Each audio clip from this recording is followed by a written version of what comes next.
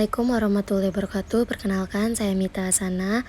Nomor induk kemahasiswaan saya 2892150167 Manajemen Ekonomi Bisnis. Saya di sini ini mengungkapkan apa itu pasar uang dan apa itu modal. Pasar modal konvensional. Pasar modal merupakan bagian dari pasar keuangan yang kegiatannya berkaitan dengan penawaran umum dan perdagangan efek atau perusahaan publik yang berkaitan dengan melakukan transaksi jual beli. Surat berharga berupa surat pengakuan utang, surat berharga komersial, saham, obligasi, tanda bukti utang, bukti rek, dan waran. Tujuan dari pasar modal yang pertama memperoleh dividen. Ditujukan pada keuntungan yang akan diperoleh berupa bunga yang dibayar oleh emiten dalam bentuk dividen. Yang kedua, kepemilikan perusahaan. Semakin banyak saham yang dimiliki, semakin besar penguasa atau perusahaan berdagang. Saham dijual kembali pada saat harga tinggi. Pengharapannya adalah pada saham yang benar-benar dapat menaiki keuntungan dari jual beli sahamnya. Berikut akan membahas instrumen pasar uang di Indonesia. Yang pertama ada SBI, Instrumen Investasi Bebas Resiko atau disebut Risk Free. Yang dua SBPU, surat-surat berharga jangka pendek yang dapat diperjualbelikan secara diskonto atau potongan bunga. Yang ketiga sertifikat deposito, instrumen keuangan yang diterbitkan oleh suatu bank atas unjuk dan dinyatakan dalam suatu jumlah. Yang keempat call money, yang kelima repos agreement, yang keenam banker accepted.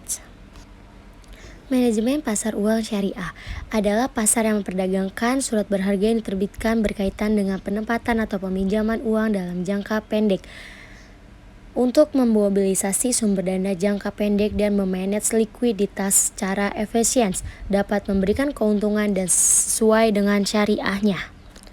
Tujuan dari PUAS adalah memberikan alternatif baik bagi lembaga keuangan bank maupun bank untuk memperoleh sumber dana atau menanamkan dananya sesuai dengan syariat Islam. Manfaat PUAS yang pertama, perantara dalam perdagangan surat-surat berharga berjangka pendek. Yang kedua, penghimpun dana berupa surat-surat berharga jangka pendek. Yang ketiga, sumber pembiayaan bagi perusahaan untuk melakukan investasi. Dan yang keempat, perantara bagi investor luar negeri dalam menyalurkan kredit jangka pendek pada perusahaan di Indonesia. Selanjutnya membahas kriteria emiten syariah. Emiten adalah pihak yang melakukan penawaran umum atau perusahaan publik yang dapat menerbitkan efek syariah menurut Fatwa Dewan Syariah Nasional Majelis Ulama Indonesia. Next, selanjutnya akan membahas mengenai macam-macam akad dalam PUAS. Yang pertama ada muarobah, musyawarah, al-qadar, wadiah, dan asyrof.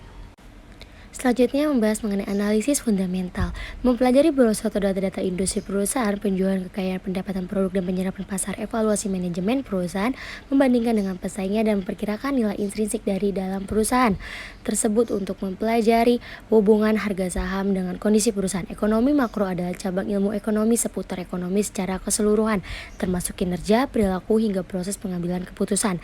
Ekonomi mikro adalah mempelajari tentang pengambilan keputusan oleh unit-unit pelaku ekonomi terkecil seperti konsumen, produsen, pemilik sumber di perekonomian yang bebas. Nah, selanjutnya kita akan bahas mengenai kekurangan analisis fundamental. Yang pertama, memerlukan waktu yang lama. Yang kedua, tidak efisien dan sulit berfungsi pada pasar modal karena asumsi dasarnya efisien. Yang ketiga, sumber asumsi pasar efisien sulit diterapkan karena informasi dapat sempurna berdasarkan atas kualitas dan waktu. Yang keempat, tidak dapat menggambarkan psikologi pasar dan investor saat itu. Yang kelima, tidak fleksibel untuk menentukan periode waktu yang diinginkan. Next, selanjutnya ada kelebihan analisis fundamental. Yang pertama, berguna dalam menentukan arah jangka panjang. Yang kedua, lebih mencerminkan keadaan yang sebenarnya.